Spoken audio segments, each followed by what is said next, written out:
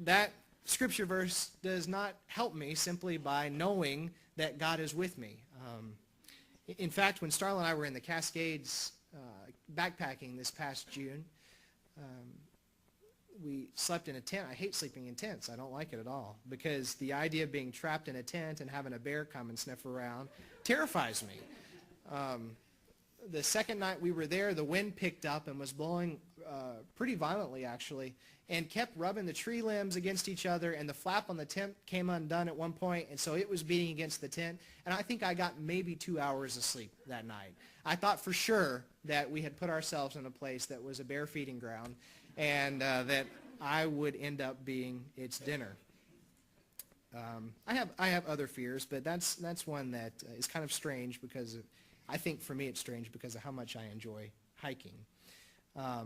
Again, I know that God tells us that we shouldn't fear, and that Scripture tells us that we shouldn't fear because God is with us, but that doesn't quite seem to do it for me. In fact, have you noticed that credit cards have been getting a little more nosy in the questions that they ask you about very personal information, just in case you ever forget your password? Used to it was what's your mother's maiden name, but nowadays it's stuff like, where did you and your spouse meet?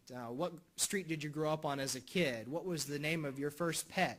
And one recently that it asked me was, what is your greatest fear? Now, I was not going to put down that my greatest fear was being eaten alive by a bear. Despite the fact that I know that God is with me and I shouldn't have any fear, the idea of that information getting into the wrong hands in some strange futuristic time where maybe, bad people are in control and have this secret information about me. You just never know. I don't want people to know what my greatest fear is. The reality is that simply just telling someone, do not be afraid, do not fear, don't worry, actually sometimes works the opposite way. When people tell us not to be afraid, not to worry, a lot of times it makes us fear and worry. What should we be afraid of? What should we worry about?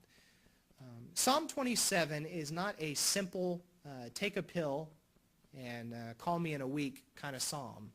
It's not a psalm that is just telling you, don't be afraid, God's in control. Now, a lot of times people will say that to you, trying to comfort you or trying to help you feel better.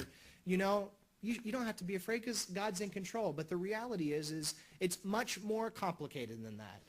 Our brains are much more complicated than that. We as human beings are much more complicated than that. We know that God is in control.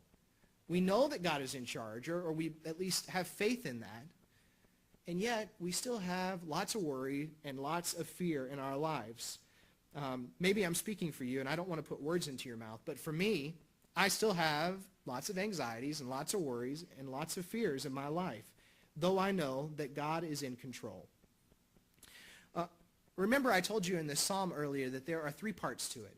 The first part is verses 1 through 6, in which the king is recounting about how God has been there for him in the past. And not only that, but he's speaking with confidence about how God has taken care of him and how he's been able to come through it. And what happens in verses 1 through 6 is kind of what we call today thought stopping or cognitive behavior therapy, if you've heard about cognitive behavior therapy. The idea that there are these messages that run in our heads that cause us to fear and that cause us to look at all the bad things. And yet, if we can just simply stop those messages and turn them in and exchange them for other messages, then we can begin to change the way that our brain functions and fires.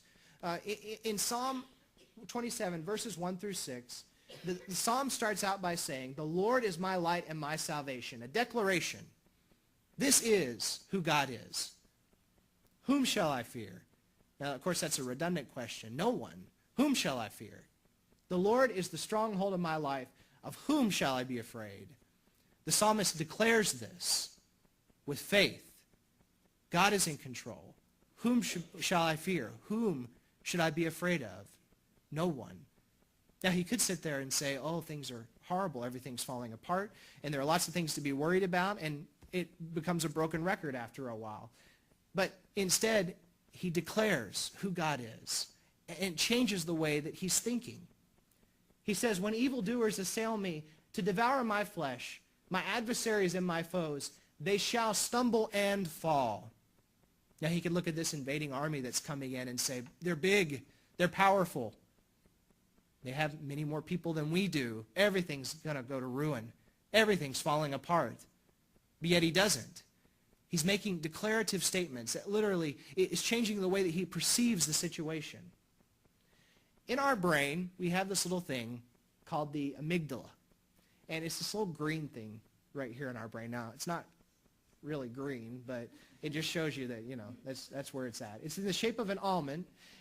And when we see something that causes us to fear, or when we take in thoughts, or we hear something, a message from somebody, that phone call that you get that causes you to fear, immediately those 5 senses that you have take that and send it right into your brain. And the amygdala is the thing that picks it all up and sends to your body a desire to fight or to flee.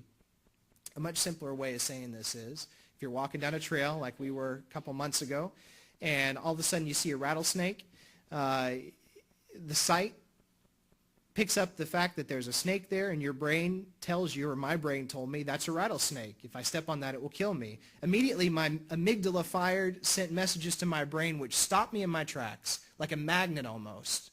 Probably faster than I normally could had I not seen those senses and had not the amygdala sent all that information to me. And I stopped, and everybody who was there with me stopped, and we prevented ourselves from stepping on this rattlesnake.